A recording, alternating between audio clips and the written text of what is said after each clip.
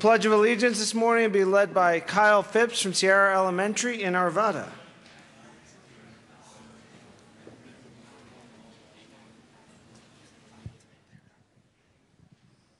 Please stand and join me in the pledge. I pledge allegiance to the flag of the United States of America and to the republic for which it stands, one nation, indivisible, with liberty and justice for all. Mr. Kohler, please take the roll. Representatives Becker, Buck, Buckner, Conti, Coram, Court, Del Grosso, Dorr is excused, Duran, Representative Duran, Everett, absent, Exum, Representative Exum,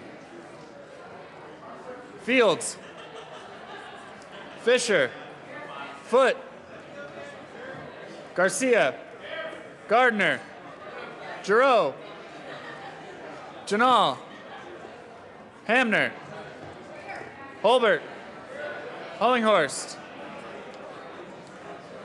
Representative Hollinghorst, absent, Humphrey, Joshi, Kagan, Kraft Tharp, Representative Kraft Tharp, Labuda, Landgraf, Lawrence, Lebsock, Lee, May, McCann, McLaughlin, McNulty. Representative Hollinghorst is present. Representative McNulty, Melton, Mitch Bush, Moreno, Murray, Navarro, Nordberg, Pabon, President Peniston, Pedersen, Primavera, Priola, excused, Rankin, Rosenthal, Ryden, Zane, Salazar, Schaefer, Scott, Singer, Sonnenberg, Representative Sonnenberg. Yeah. Absent. Stevens. Stevens running late. Excused. Swam. Zabo. Tyler. Behill.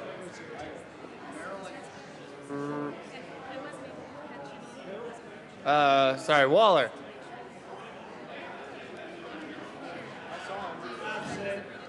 Absent.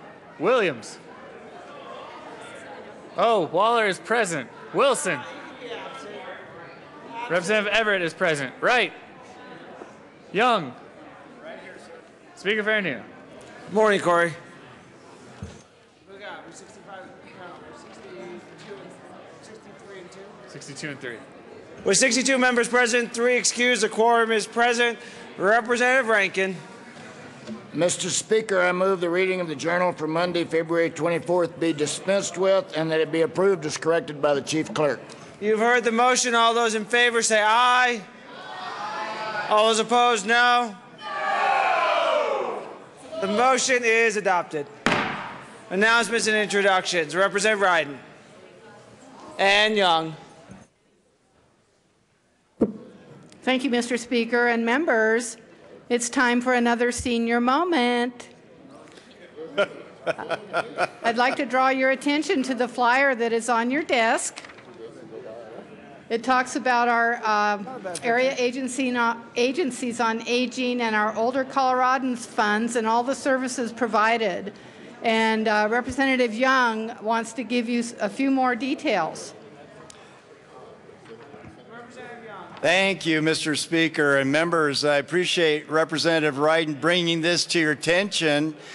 And it made me realize that this is actually a benefit for me.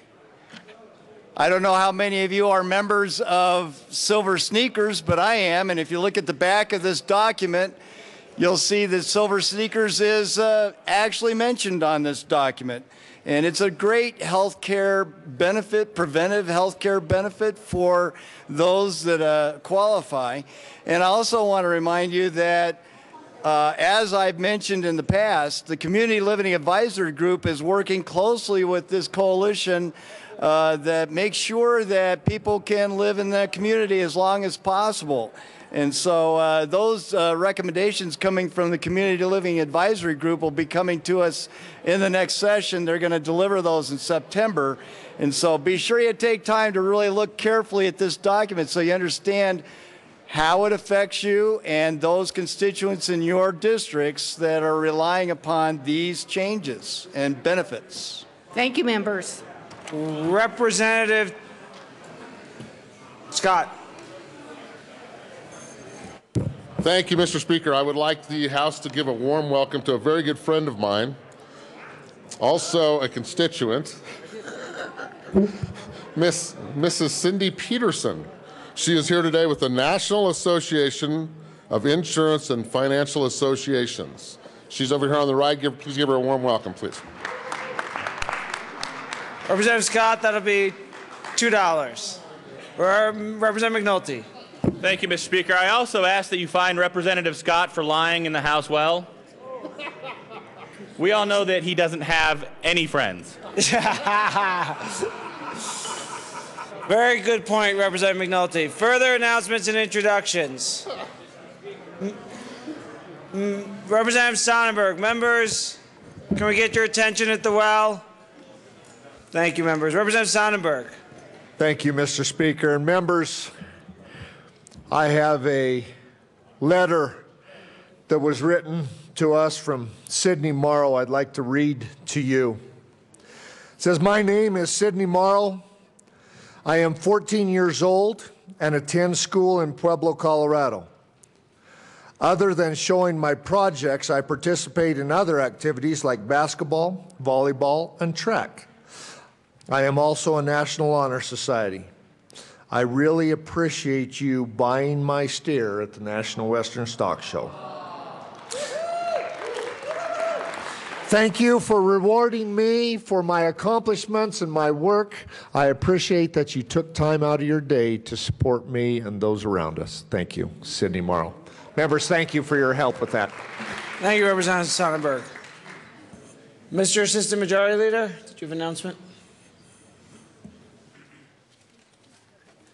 Thank you, Mr. Speaker. And Mr. Speaker, it's a great honor to have in our chamber a former member, State Representative Robert Bowen, who in 1982 was elected to serve the great people of House District 4 and served for 6 years after that.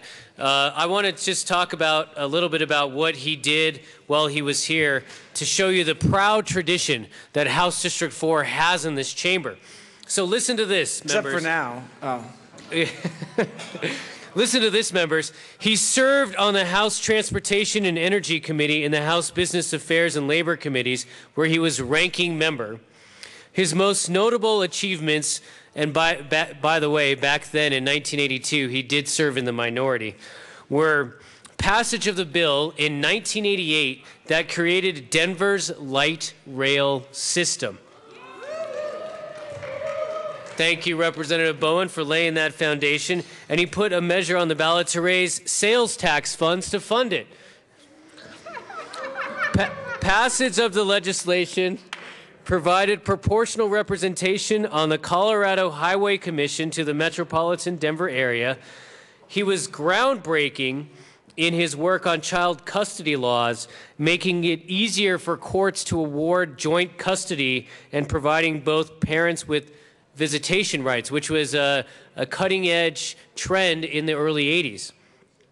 He was pivotal in the passage of used car lemon laws that required recourse for consumers of used cars and more disclosure by car dealers. And probably one of the most notable accomplishments, and this is still true in House District 4 today, is his advocacy for seniors. And he was instrumental in the passage of the Colorado Older Coloradans Act, which provided protection for seniors in and against abuse and established multiple programs to assist the elderly. Representative Bowen comes from a long tradition of esteemed representatives from House District 4. He is now recently retired and returned to Colorado, and it sure is a privilege and honor to welcome him to the chamber. Let's please give him a round of applause.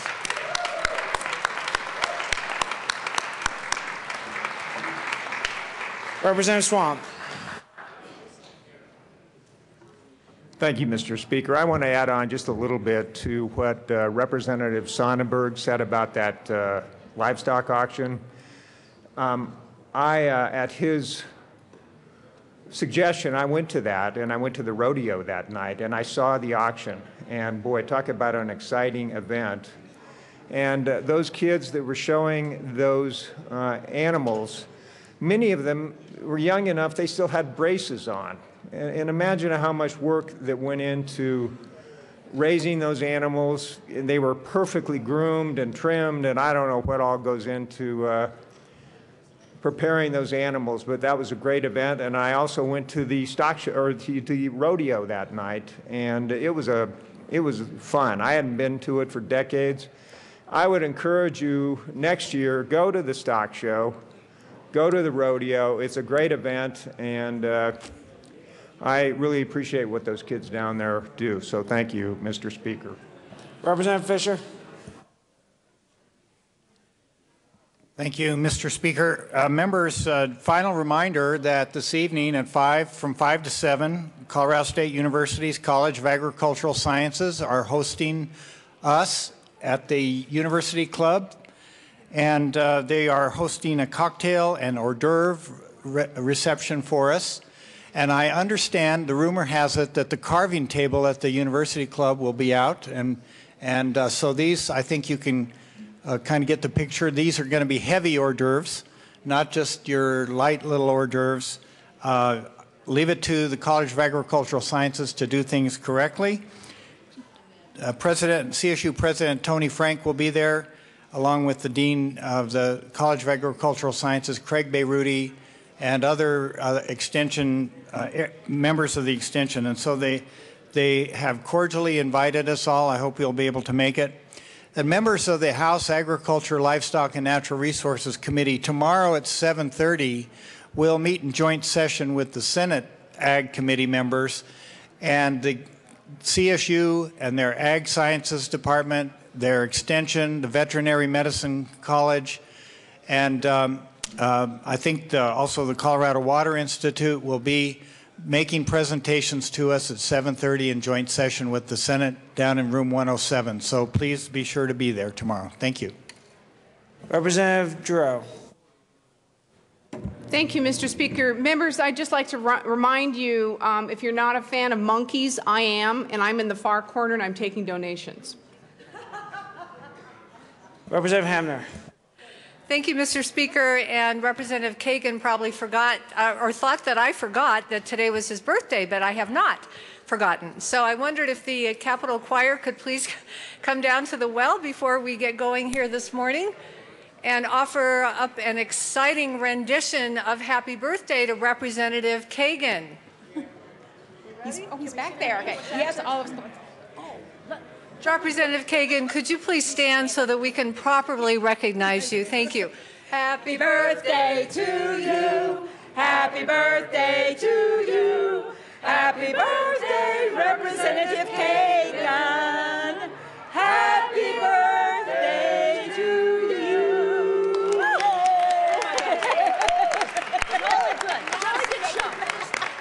Have a jolly good day.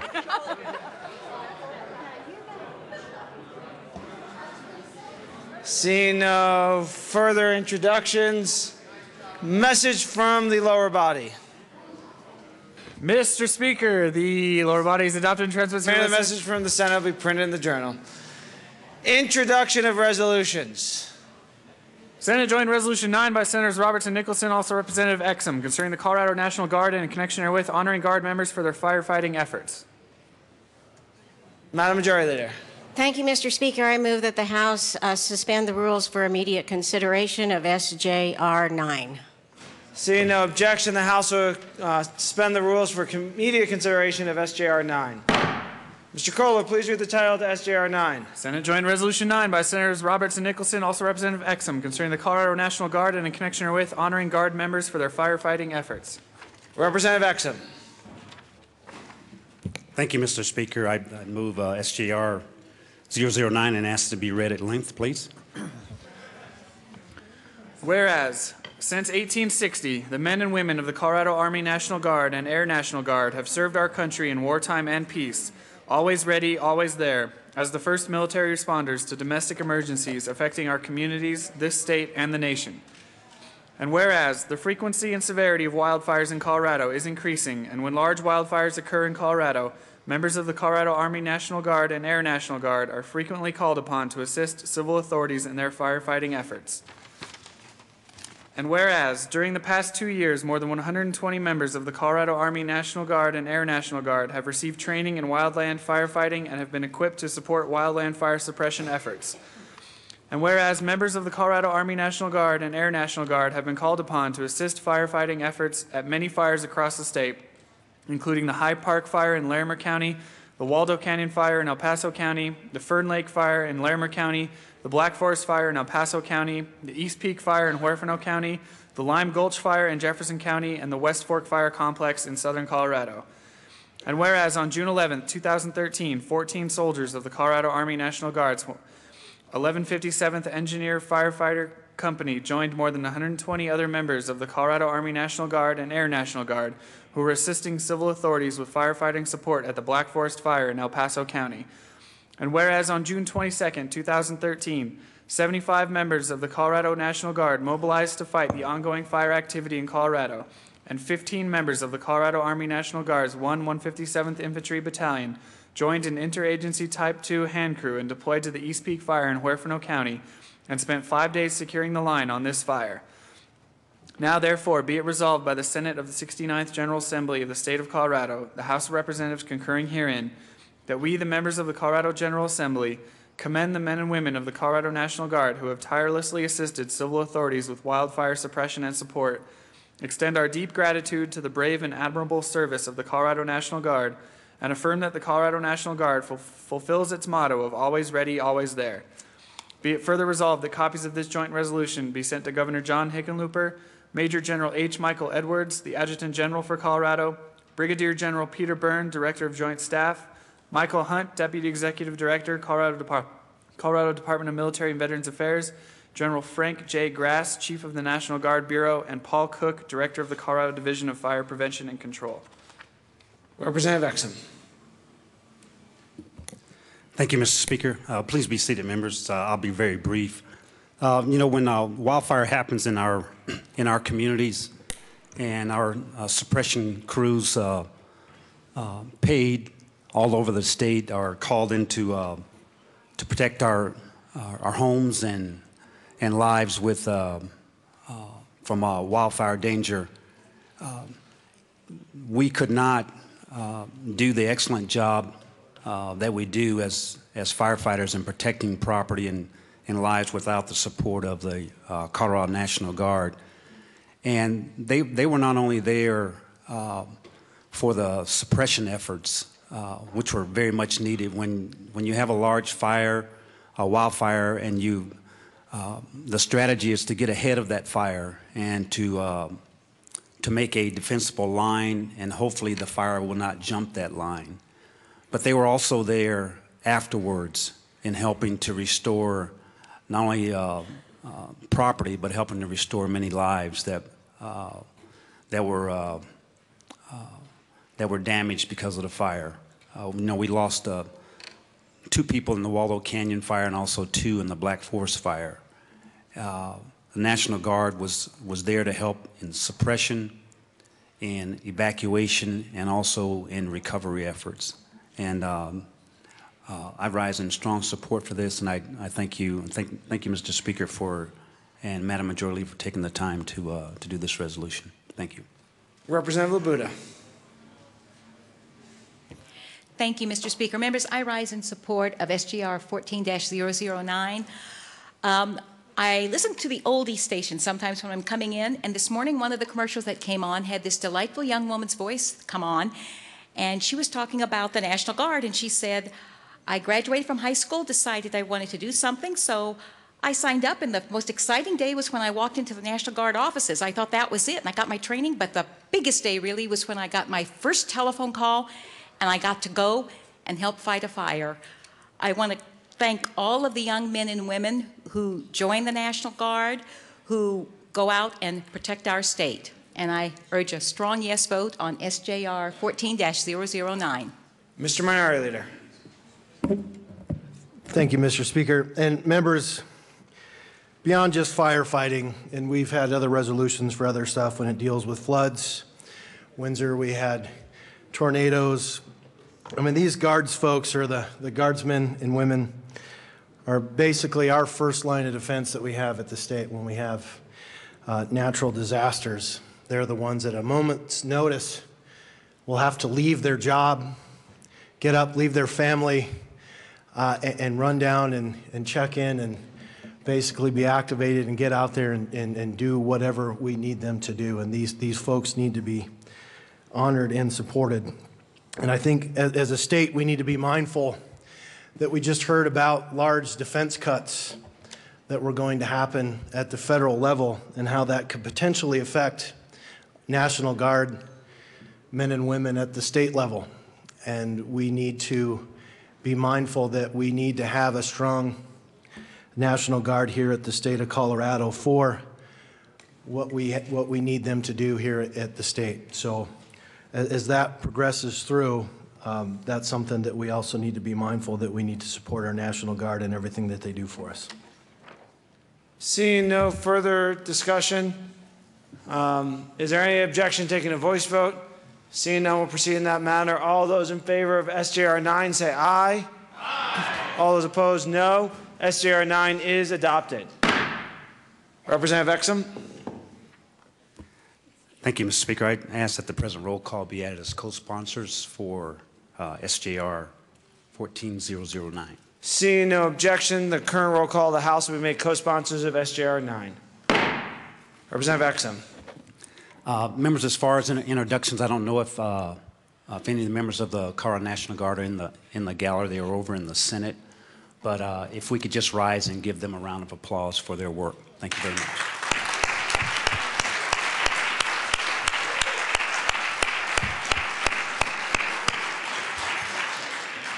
Thank you, Representative Exum. We will proceed to our next order of business. Third reading of bills, final passage.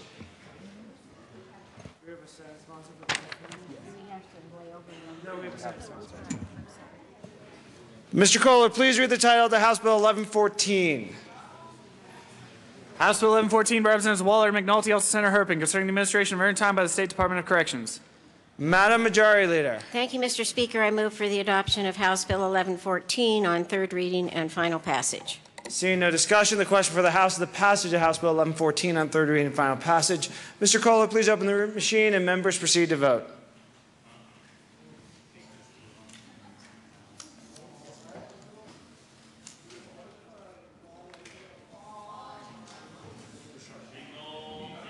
Representative Becker, Conti, Pabon, and Sonnenberg.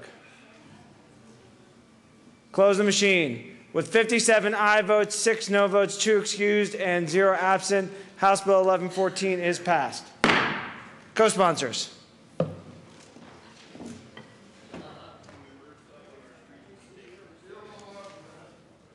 Close the machine. Mr. Kohler, please read the title of the House Bill 1142. House Bill 1142, Representative Del Grosso, Senator Grantham, concerning prohibition against the offsite electronic sale of lottery tickets by the Colorado Lottery Commission. Madam Majority Leader. Thank you, Mr. Speaker. I move for the adoption of House Bill 1142 on third reading and final passage. Seeing no discussion, the question for the House is the passage of House Bill 1142 on third reading and final passage. Mr. Kohler, please open the machine, and members proceed to vote.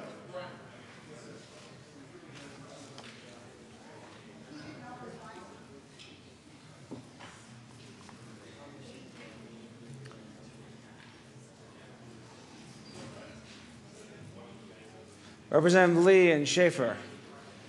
Close the machine. With 49 aye votes, 14 no votes, 2 excused, and 0 absent, House Bill 1142 is passed.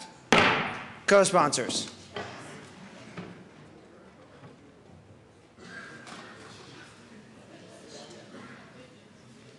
Close the machine. Mr. Corlo, please read the title of the House Bill 1163. House Bill 1163, Representative Hollinghorst, also Senator Heath, concerning clarification of the cap imposed on the enterprise zone investment tax credit. Madam Majority Leader. Thank you, Mr. Speaker. I move for the adoption of House Bill 1163 on third reading and final passage. Seeing no discussion, the question for the House is the passage of House Bill 1163 on third reading and final passage. Mr. Kohler, please open the machine, and members proceed to vote.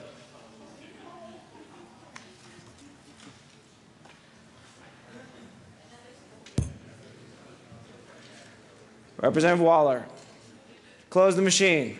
With 37 aye votes, 26 no votes, 2 excused, and 0 absent, House Bill 1163 is passed. Co-sponsors.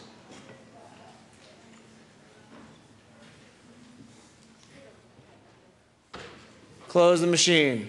Mr. Kohler, please read the title of the House Bill 1028. House Bill 1028, Representative Sonneberg, also Senator Roberts, concerning limitation of the United States' ability to impose conditions on water right owner in exchange for permission to use land. Madam Majority Leader. Thank you, Mr. Speaker. I move for the adoption of House Bill 1028 on third reading and final passage. Seeing no discussion, the question for the House is the passage of House Bill 1028 on third reading and final passage. Mr. Kohler, please open the machine, and members proceed to vote.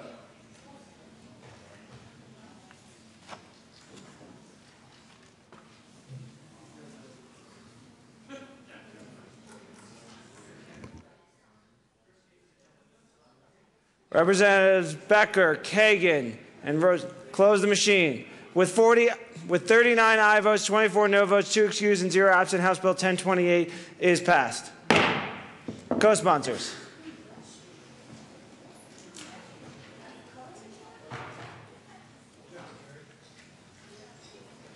Close the machine.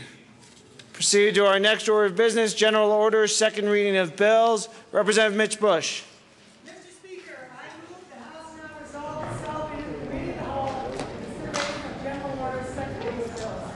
Heard the motion, seeing no objection, the House will resolve itself in the committee of the whole for consideration of general orders. Representative Mitch Bush will take the chair.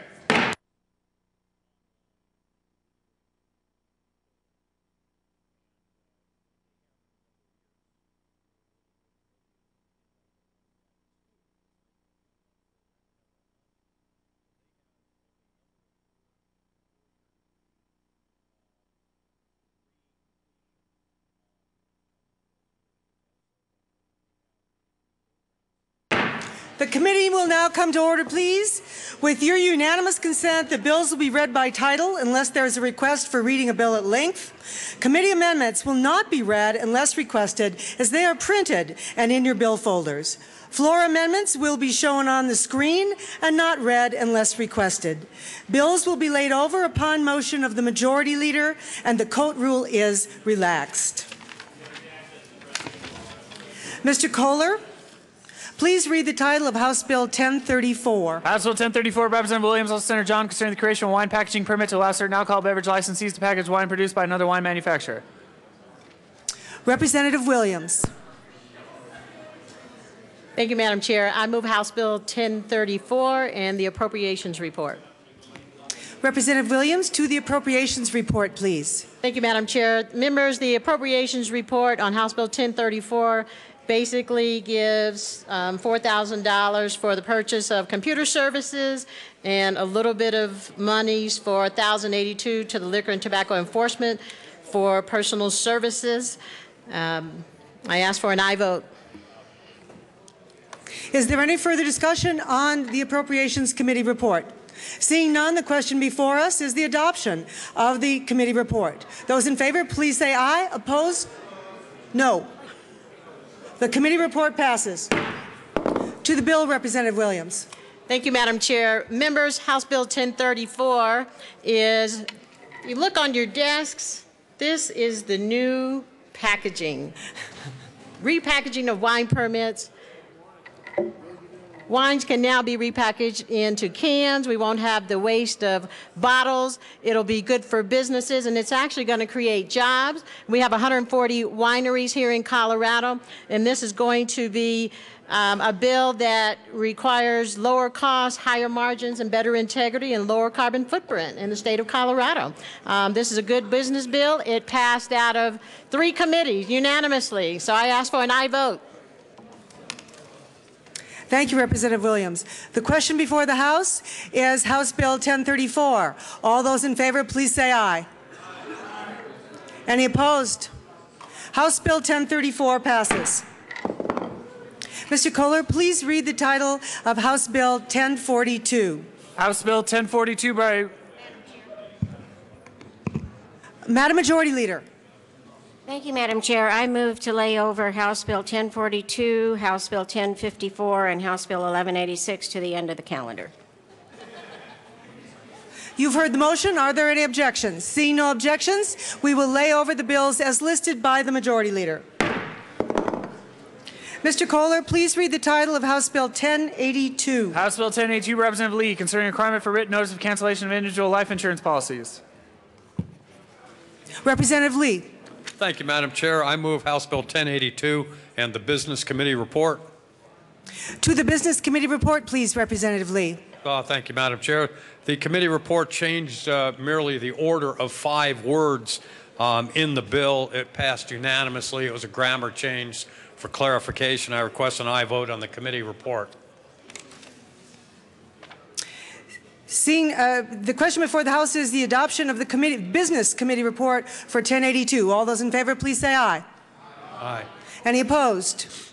The Business Committee report passes. To the bill, Representative Lee, please. Thank you, Madam Chair. This bill requires written notice of cancellation of life insurance policies to be sent to policy owners 25 days before the policy lapses. It also allows for electronic notice of policy owner if the policy owner consents. It also requires a certification of mailing that notice was sent, and this bill basically makes the notice requirement for life insurance consistent with Colorado law for cancellation of all other types of life insurance. The bill passed the Business Committee unanimously and is supported by both the Insurance Commissioner and the life insurance industry, and I ask for an aye vote. Is there any further discussion on House Bill 1082? Seeing none, the question before the House is the adoption of House Bill 1082. All those in favor, please say aye. Any opposed? House Bill 1082 passes. Mr. Kohler, please read the title of House Bill 1254. House Bill 1254, Representative LaBuda, also Senator Ballmer, concerning requirements to disclose fees charged to a unit owner association by a community association manager. Representative LaBuda. Thank you, Madam Chair. I move House 1254. There is no committee report. To the bill, please, Representative LaBuda. Thank you, Madam Chair. Members, this bill came out of committee unanimously. I think it was last year we passed comprehensive reform for management companies. This fills a hole in that bill. This requires that anytime a community association management company decides to raise fees or change fees, it's required to go and speak with the HOA board that is involved and explain those fees, the reason for them, and negotiate with the board any changes that will be made. I ask for, it's a transparency bill for everyone, and again, I ask for a yes vote. Is there any further discussion on House Bill 1254? Representative Szabo. Thank you, Madam Chair. And this is just a good bill for transparency. Anytime a group collects your money, it's always good that they report back to their board and to the folks about where your money is being spent. So I ask for an aye vote. Representative Holbert. Thank you, Madam Chair. Members in committee, we heard a lot of testimony from members of HOAs who were advocating to cap the fees involved, and it was somewhat perplexing as to why we heard so much advocacy for this cap. During that testimony, during the hearing, I noted that the bill title actually doesn't allow for those fees to be capped, so it seemed like there might have been some misunderstanding or possibly an earlier version of the bill that people might have been aware of. I'm not sure. But there was, again, a lot of advocacy for something that, in my opinion, doesn't fit into this bill. And I think that those people were very well intentioned. I think they've got a absolutely legitimate perspective, but it just didn't have a home in this bill. So if you've heard that kind of advocacy, that might be some insight as to why there has been that advocacy, and yet it's not being addressed in this bill. And I think the answer is it doesn't fit under this title. So I was a yes vote. As Representative Labuda noted, it came out unanimously. I ask for your aye vote. Is there any further discussion on House Bill 1254? Seeing none, the question before the House is the question before the committee is the adoption of House Bill 1254. All those in favor, please say aye. Aye. Any opposed? House Bill 1254 passes. Mr. Kohler, please read the title for House Bill 1191. House Bill 1191 by Representative Conti, also Senator King, concerning the creation of an emergency alert program to notify the public after a serious hit-and-run accident. Representative Conti. Thank you, Madam Chair. Members, House Bill 1190. I move the House Bill 1191. There is no committee report. Representative Conti, my sheet shows the judiciary report. All right. I move the House Bill 1191 and the judiciary report. To the judiciary report, please, Representative.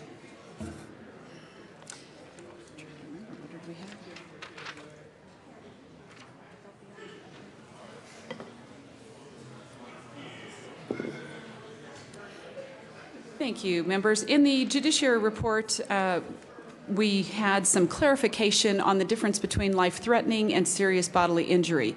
And it was determined that for simplification purposes and to make it easy for the police in administrating these efforts, that it was probably more clear to law enforcement if we just stay with an established definition of serious bodily injury. So we removed the language life-threatening from the preamble and inserted serious bodily injury throughout where there was mention of that, and that was the only simple technical change that we made. Is there any further discussion of the Judiciary Committee report? Representative Kagan. Thank you, Madam Chair, and I urge an aye vote on the Judiciary Committee report. It makes administration of this Medina Alert Program simpler, easier to administer, and more predictable for law enforcement, and it's therefore a good addition to the bill. Is there any further discussion on the Judiciary report? Seeing none, the question before us is the Judiciary Committee report for House Bill 1191. All those in favor, please say aye. Aye. Any opposed, please say no. The Judiciary report passes. To the bill, Representative. Thank you, Madam Chair. Members, the Medina Alert is simply a bill that was actually, this program began in the city of Denver. It had expanded to the city of Aurora and was in the process of being implemented by the city of Lakewood. Named after Jose Medina, who was the unfortunate victim of a fatality. He was struck by a hit-and-run driver at about 9th and Lincoln and lost his life at the age of 21. It was a truly tragic event that happened in our city. And so the Medina Alert was named after Jose Medina. And basically what this does is cross-reference when we have serious bodily injury or fatality with identifying information. And that is the big key that doesn't often exist.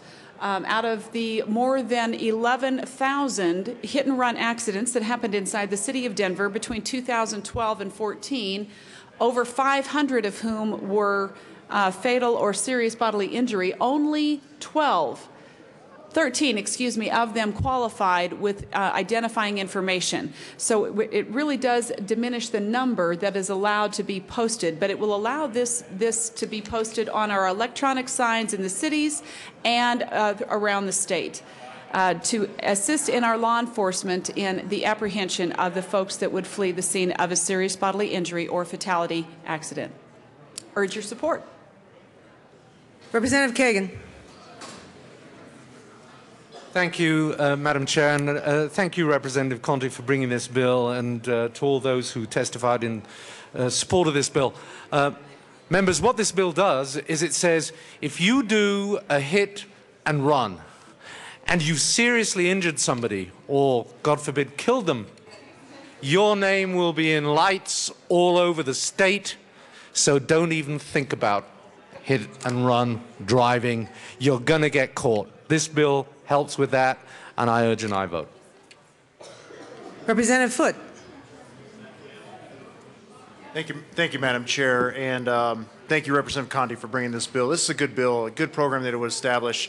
You know, these hit-and-run drivers, they make a choice. If they hit somebody, that certainly could have been an accident, usually is, but then they make the choice to leave the scene. And they make the choice a lot of times based on the fact that they think that they won't get caught. And when it comes to victims of these hit and runs and what they have to go through and the fact that these perpetrators may not be brought to justice, that's something that's many times, it's re-victimizing the victim and devastating to the victims that they haven't been brought to justice. So I would also urge support of this bill, and I think it'll be a good program to bring more of these folks to justice and hopefully stop them from making that calculation in the first place to run and to get away from the scene. Is there any further discussion on House Bill 1191? Seeing none, the question is the adoption of House Bill 1191. All those in favor, please say aye. Those opposed, no. House Bill 1191 passes. Mr. Kohler, please read the title of House Bill 1210. House Bill 1210, Representative Giroux, concerning requirement that the state agency enter an intergovernmental agreement with the county to address wildland fires affecting certain state lands located within the county. Representative Giroux. Thank you, Madam Chair. I move House Bill 1210 and the Judicial Committee, or excuse me, the Local Government Committee report. Representative Giroux, to the Local Government report, please. Thank you, Madam Chair. Members, the Local Government Committee report struck the word contiguous because if you have multiple properties that are owned within a county by the state, they don't have to be contiguous. I ask for an aye vote. Is there any further discussion on the local government report for House Bill 1210? Seeing none, the question is the adoption of the local government report. All those in favor, please say aye. Those opposed, please say no. The local government report passes. To the bill, please, Representative. Thank you, Madam Chair. Members, this bill is basically part 2 of a bill that I ran 6 years ago. It requires state agencies that own forest land, rangeland, or wildland area to be, by January 1st, 2017, in an MOU with the counties in which the land is located. I ask for an aye vote. Is there any further discussion on House Bill 1210? Seeing none, the question before us is the adoption of House Bill 1210. All those in favor, please say aye. Aye. Those opposed, please say no. House Bill 1210 is adopted. Mr. Kohler, please read the title of House Bill 1188. House Bill 1188, Representative Rydell Center Talk Shop concerning revenue generated from the outdoor advertising program administered by the Department of Transportation. Representative Rydell. Thank you, Madam Chair. I move House Bill 1188, and there is no committee report. To the bill, please, Representative. Thank you, Madam Chair. Members, this is a bill that came out of the Audit Committee. It regards the outdoor advertising program that CDOT operates.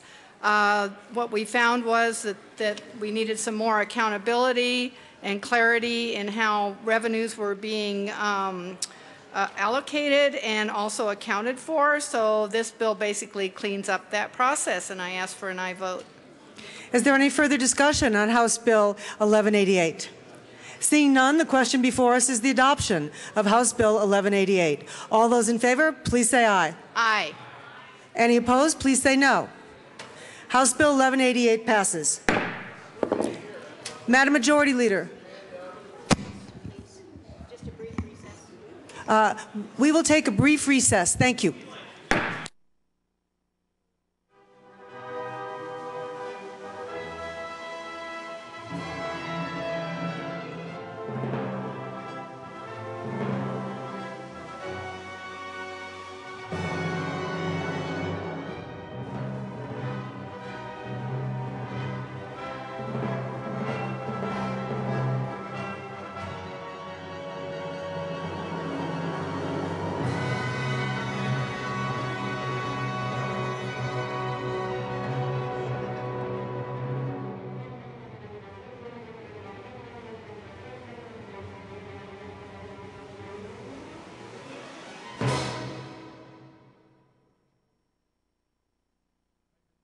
Please, the committee will please come back to order. Madam Majority Leader. Thank you, Madam Chair. I move that the committee proceed out of order for consideration of House Bill 1054. Mr. Kohler, please read the title of House Bill 1054. House Bill 1054, Representative Penniston, Senator Talk Chop concerning restricting access by minors to artificial tanning devices. Representative Penniston.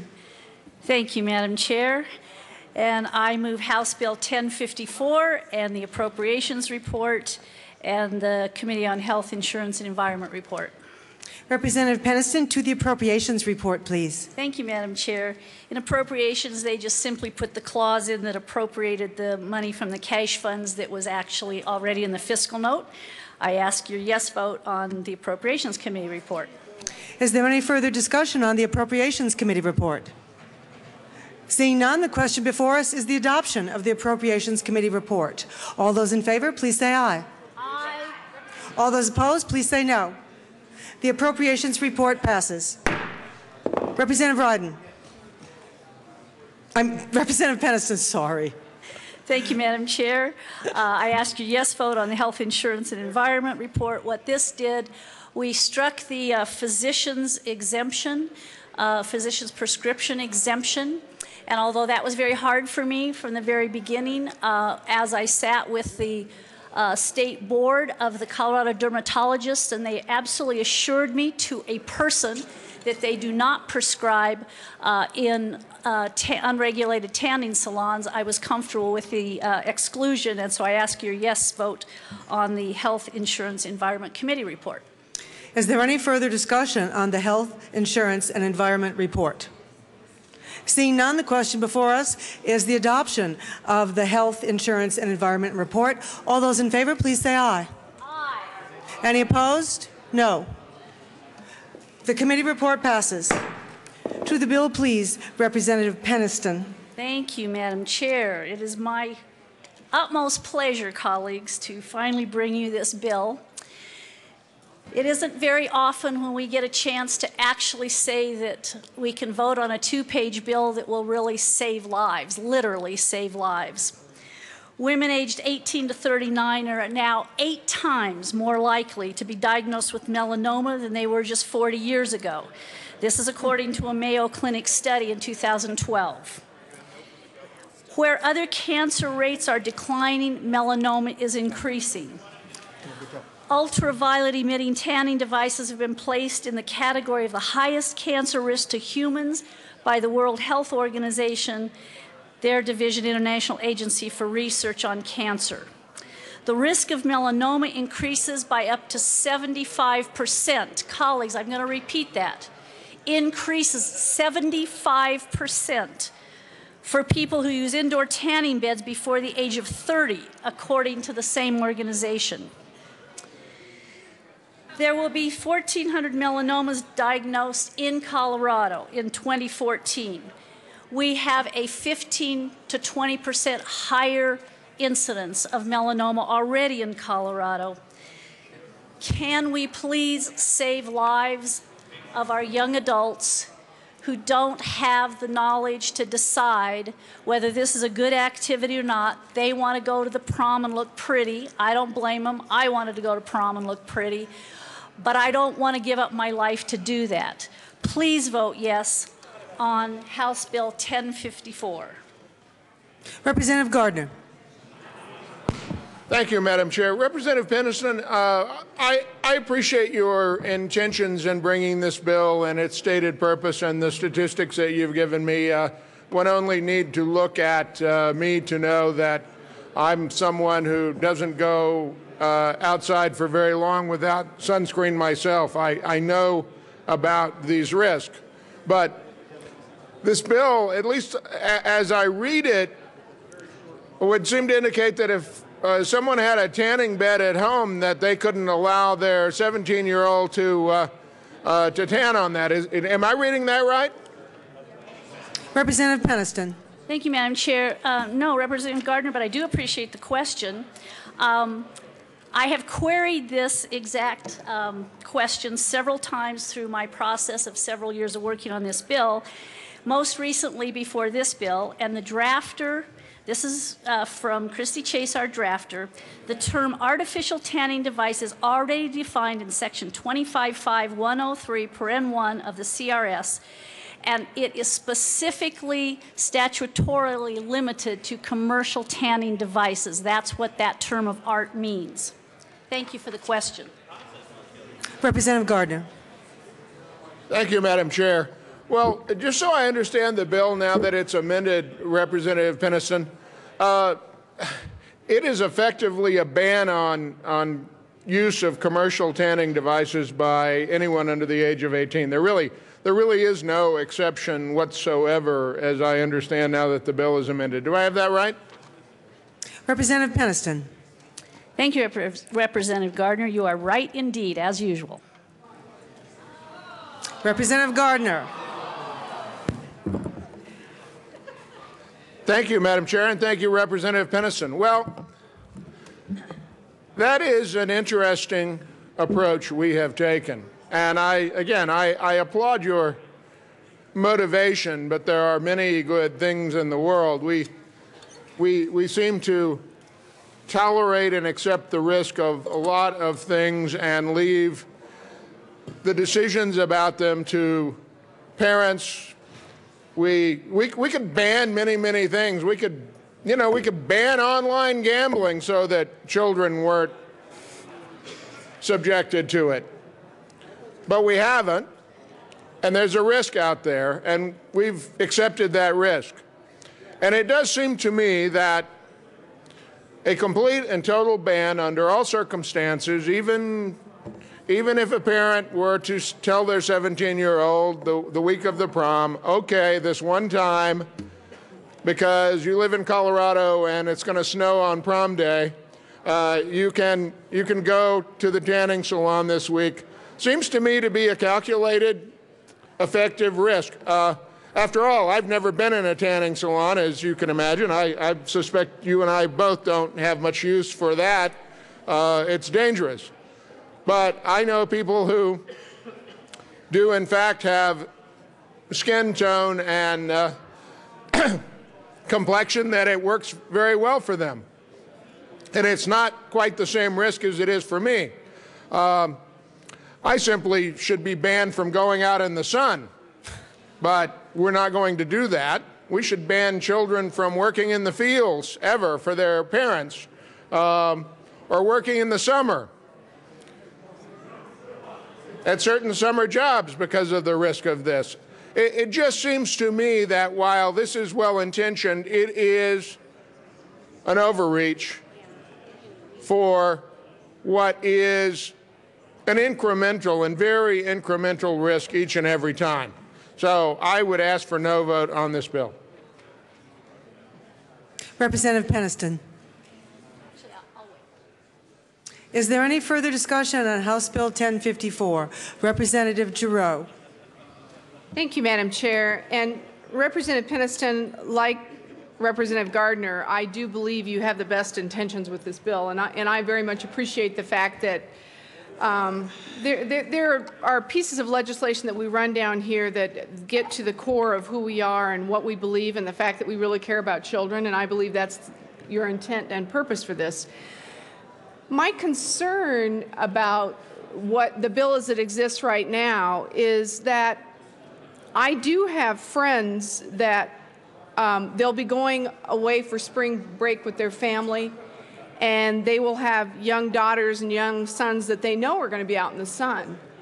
And as a prevention to keep them from being burnt that first day, they will go through a gradual tanning process, not to go deep tan, but just it's really more preventative than anything else. And effectively, the way this bill is set up right now, parents won't be able to protect their children from the sun when they're on vacation. And like you and like Representative Gardner, I've never been to a tanning salon. I don't tan, I burn. But I know that there are those that parents use it as a prevention to keep their kids safe on vacation, because it's really hard to control the kids when they get down to the beach or when they get out to the pool or whatever. So because of that, Representative Peniston, I move L006 and ask that it be displayed.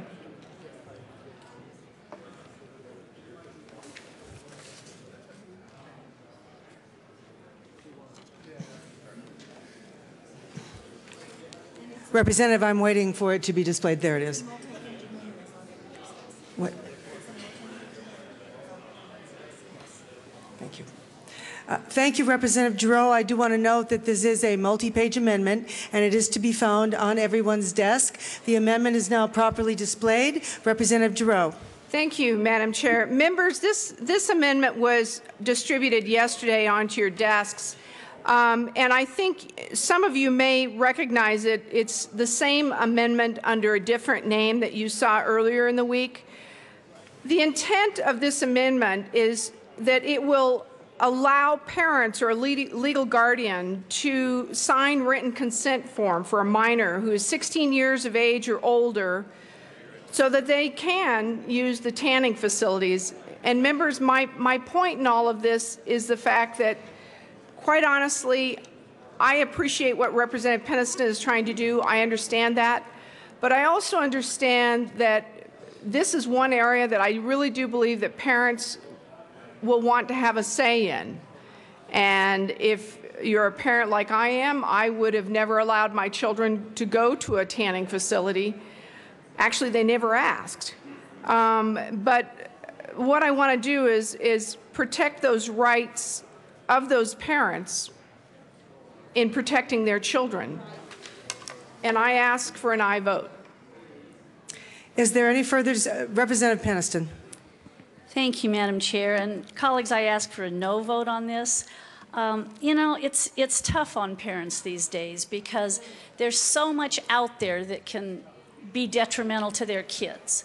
And there's so much to keep up on, and that's next thing to impossible to begin with. And most parents feel like, well, if other people are doing it, it must be okay. In fact, we had a parent that came to committee and testified to that effect. He said, we didn't know that it was so detrimental to the health of our kids. His wife had always been a tanner. Kids went to the tanning salon. He lost his wife 14 months ago to melanoma because she was a tanner, a teenage tanner. And all 4 of his kids, because of that, have had surgeries for skin cancer. So it's a tough deal for parents, and there's so many things to tell your kids no on that sometimes you just get worn down, and maybe this looks like the least of the difficulties. But when we hear from the experts that tell us that even one tanning, it's worse than cigarettes, because as one testifier said, you know, one bad tan can kill you, one cigarette won't. Here are the organizations that are the experts, the people I think we need to listen to on this, that absolutely feel strongly that nobody under 18 should be in a tanning salon. The American Academy of Pediatrics, the Colorado Dermatologic Society, the Colorado Society of Osteopathic Medicine, the Colorado Medical Society, the American Cancer Society, the World Health Organization, the Colorado Association of Local Public Health Officials, the Colorado Family Physicians, the FDA, who just came out last year and said they've regulated tanning beds and sun lamps for over 30 years, but for the first time ever, the agency says those devices should not be used by people under 18. In fact, folks, our community gets it, because the Denver Post on February 10th and 11th of this year, just a couple weeks ago, did an opinion poll on tanning under 18, or tanning in tanning salons under 18. 72% of our community said absolutely yes on this bill. They should not, under 18 should not be in tanning salons. Only 27% said it was fine for them to do that. So our community gets it. Our medical community absolutely gets it. And the research says that parental consent doesn't really work. And that's the final thing I'd like to leave you with. This is a report from the American Journal of Public Health. And they state, previous studies that were primarily focused on youth access laws found poor compliance rates among tanning facilities for parental permission laws. In other words, what their research showed was when you have parent permission in place, there's not the level of compliancy with the tanning salons that you would otherwise get if you just made a law to ban them. In addition, such laws were ineffective at reducing indoor tanning among adolescents. And this is a research that just came out on February 13th of this year. So the research is clear, and I can't tell you how much the research backs just say no, like we do with cigarettes, like we do with marijuana. We understand that these things are not appropriate for younger people. The science, which I can't say I'm an expert on, but the science is clear that for younger people, tanning in commercial tanning salons is much more detrimental than it is to an adult. We need to be leaders here, and we need to say our kids' lives are more important to us. I ask for a no on this amendment. Representative Gardner.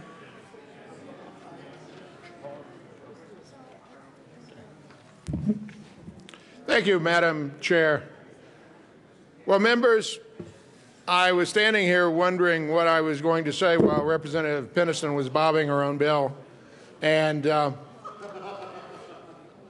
I actually came to the realization as I listened to her that we live in the most and work in the most schizophrenic house, in the most schizophrenic state, in the most schizophrenic country in the world, that we will engage in injecting ourselves into protecting parents from having to make decisions about whether or not a child under the age of 18 might go to a tanning session, and at the same time we bombard them and allow them to be bombarded with online gambling, marijuana.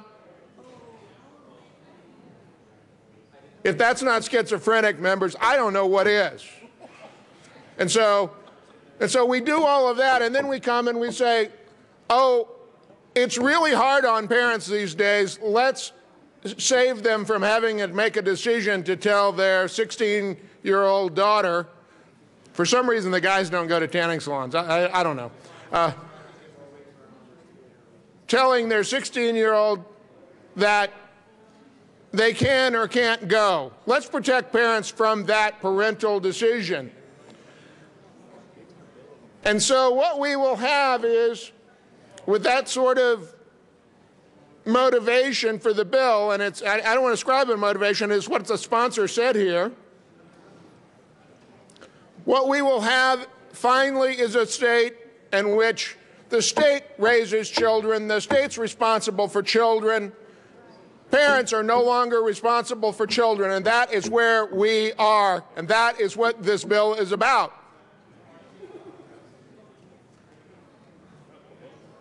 That is what this bill is about. It's about saving parents from having to make a simple decision, one that, you know what? Having my children past the age of 21 and well past now, I look back on and say, you know, I wish I'd have made a few more, and I'm glad I made the ones I did because they're better for it. And when they look at you and say, yeah, I know, I didn't like it, but I got it. But they don't get it till they're 30. And so the state's going to step in and relieve parents of doing what they're supposed to do. We have reached the nanny state. This is the nanny state. And the problem with the nanny state, more than anything else, it relieves families of responsibility. It relieves parents of responsibility. It relieves individuals of responsibility. This is one more step for the nanny state and Big Brother control of everything in our lives. This amendment, however, restores that. This amendment creates good information and says, parents, you must make that decision. We trust you, parents. If you make it right, you make it right. If you make it wrong, that too, because parents are best situated to make these decisions for their children. We recognize that. The amendment is a recognition of parental responsibility. It enforces parental responsibility. It is what we need to do. I ask for an aye vote. Representative Holbert. Thank you, Madam Chair. Members, I agree completely with what Representative Gardner just shared with us.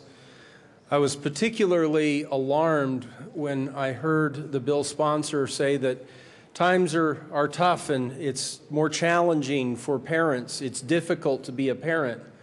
Yes, it is.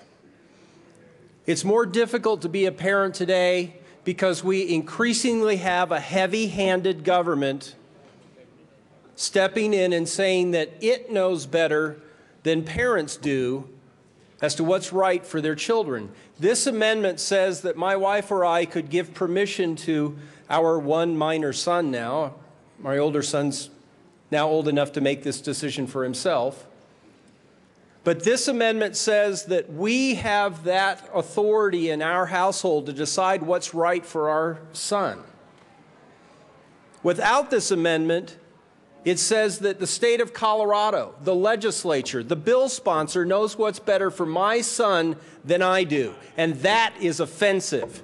That has got to stop. I can give my son permission to go outside and play in the sun. I can give him permission to go climb a 14er and be out in the sun all day. But I can't give him permission to walk into a tanning salon and engage in the business that they exist to provide, the service that they exist to provide. I can't give him permission without this amendment to say, yes, you can go do that. As Representative Gardner said, even in one rare instance, this type of heavy-handed government has got to stop. Our nation, our state was based on freedom and liberty and allowing people to make the choices that are right for themselves. So we step in and say, well, gosh, there are other things that we limit access to for minors. Tobacco.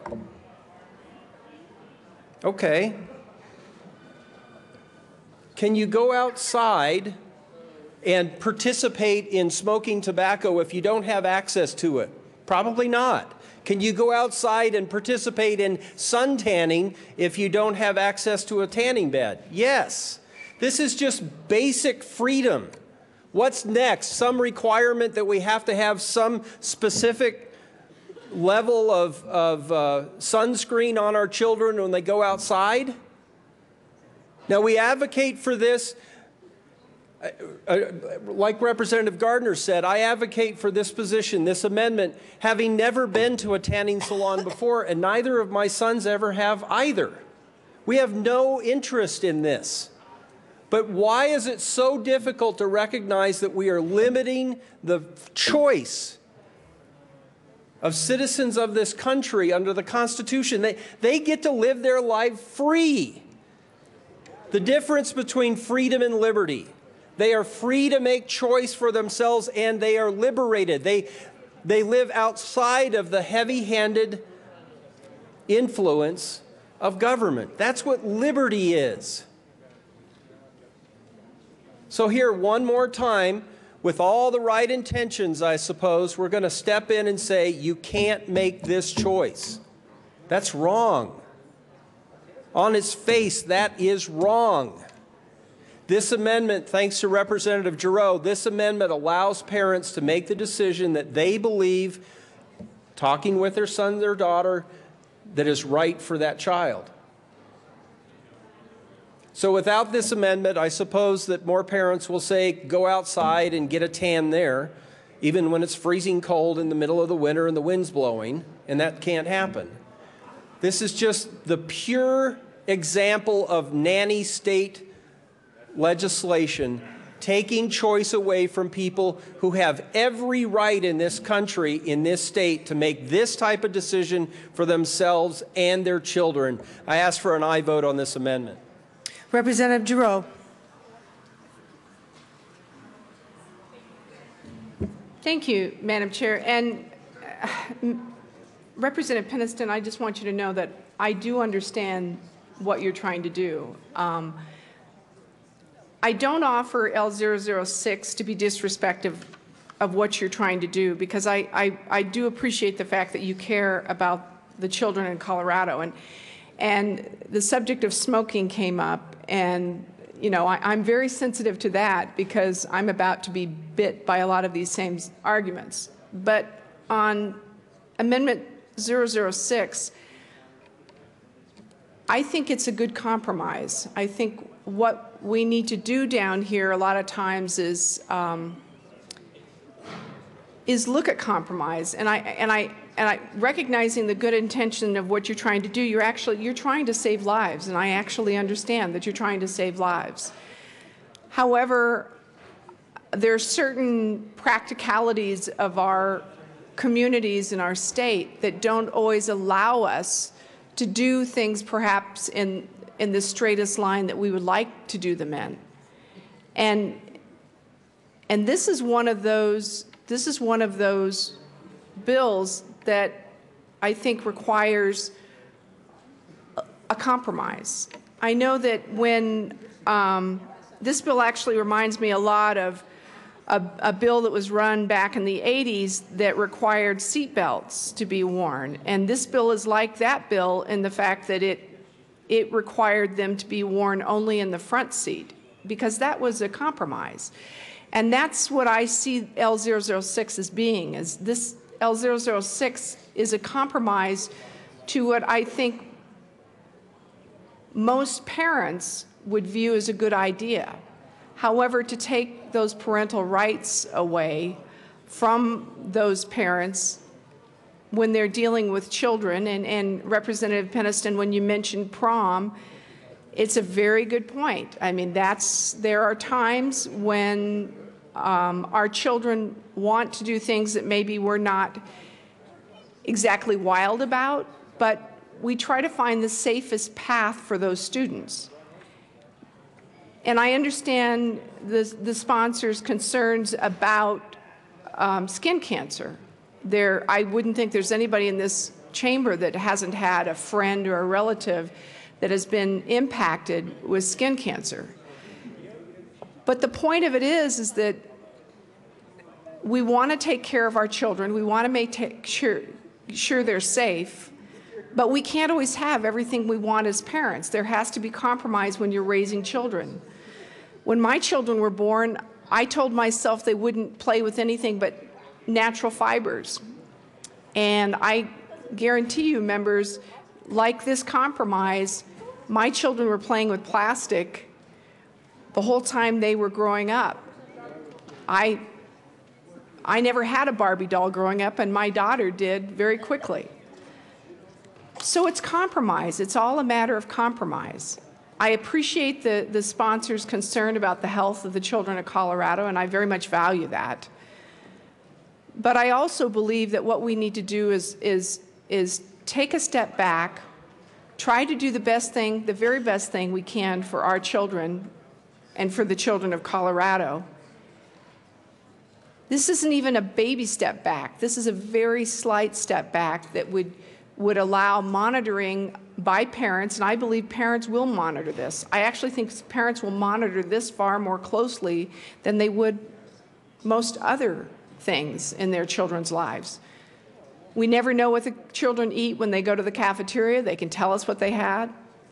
But we'll know that without their permission, they will not be able to get a tan. They will not be able to use the tanning salons. There was some comment made about the fact that people don't know if guys ever use tanning salons. I know that in my community, most of the tanning salons are actually located within nail salons. So it makes sense that a lot of the guys don't go there because they probably don't walk in those doors in the first place.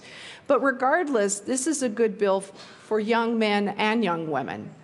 Tanning is a danger. I recognize that. I don't have a complexion that I can tan, and I wouldn't tan for that reason. So what we're trying to do with this amendment, members, is respect the intent of the bill sponsor and recognize the fact that she is trying to save lives, but also recognize the fact that parents have a stake in this, and parents love their children, and parents can also exercise those life-saving judgments with their children. That's really what this is all about. I would hope that most of you here, well, most of us in Colorado, we end up with our winter tans and then we end up with our summer tans. And I would hope that most everybody here, when you're outside, you wear sunscreen. Everyone should wear at least SPF 15 every day. Some of you gentlemen should be wearing it probably higher on your head than you used to, but we all need to be wearing it. Members, I think this bill has very good intentions. I think this amendment, I know this amendment has very good intentions. I asked for an aye vote on L006. Let's give the decision-making back to the parents of our children of Colorado. Madam Majority Leader. Thank you, Madam Chair. Because of time constraints today, I move to lay over House Bill 1054 to the top of the general orders calendar tomorrow. As amended? As amended, thank you. Hearing no objection, the bill will be laid over until tomorrow. Madam Majority Leader. Thank you, Madam Chair. I move the committee rise and report. You've heard the motion. Is there any, seeing no objection, the committee will rise and report.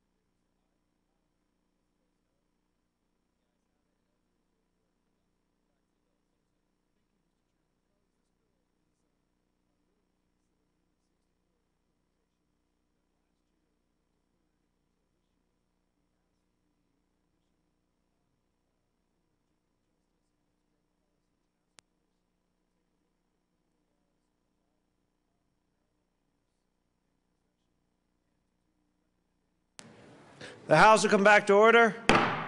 Mr. Kohler, please read the report of the Committee of the Whole. Mr. Speaker, Committee of the Whole begs leave to put into consideration of the following attached bills being second reading thereof and makes following recommendations thereon. House Bills 1034 amended, 1082 amended, 1188, 1191 amended, 1210 amended, 1254. Passed on second reading order, gross placed on the counter for third and final passage. Representative Mitch Bush. Mr. Speaker, I move the House adopt the report of the Committee of the Whole. You've heard the motion. There are no amendments at the desk. Mr. Kohler, please open the machine and members proceed to vote.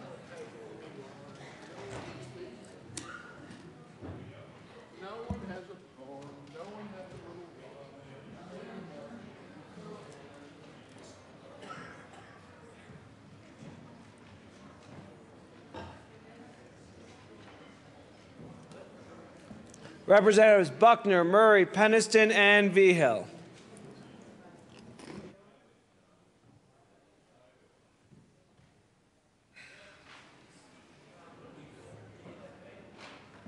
Representative Peniston and Vigil.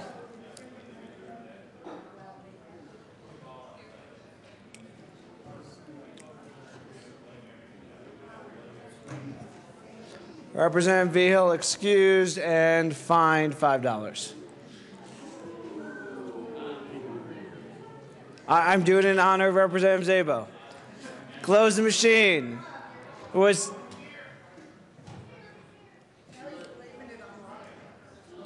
You're in the chamber, so you kind of have to vote.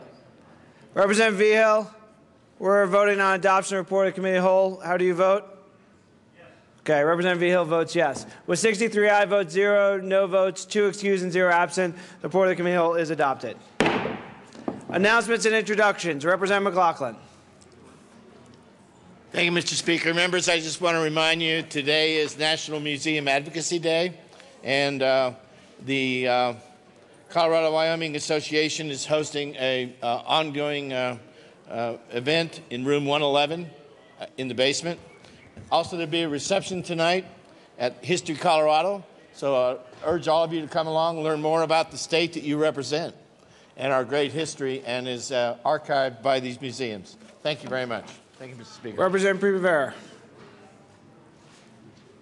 Thank you, Mr. Speaker. Members, we have a member of the Adams 12 School Board here today. Her name's Kathy Plomer. She's sitting over here.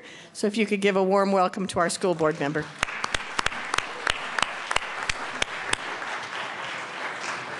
Further announcements and introductions. Seeing none, Madam Majority Leader. Thank you, Mr. Speaker. I move the House stand in recess until 1 p.m. tomorrow, at which time... You mean today? 1 p.m. today. I mean, I can wait till 1 p.m. tomorrow. Well, so could I. Do you want to do that? No, I withdraw that motion and move that the House stand in recess until 1 p.m. today, at which point the House will adjourn until 9 a.m. tomorrow morning. Seeing no objection, the House will stand in recess till 1 p.m. today. Members, have fun in committee.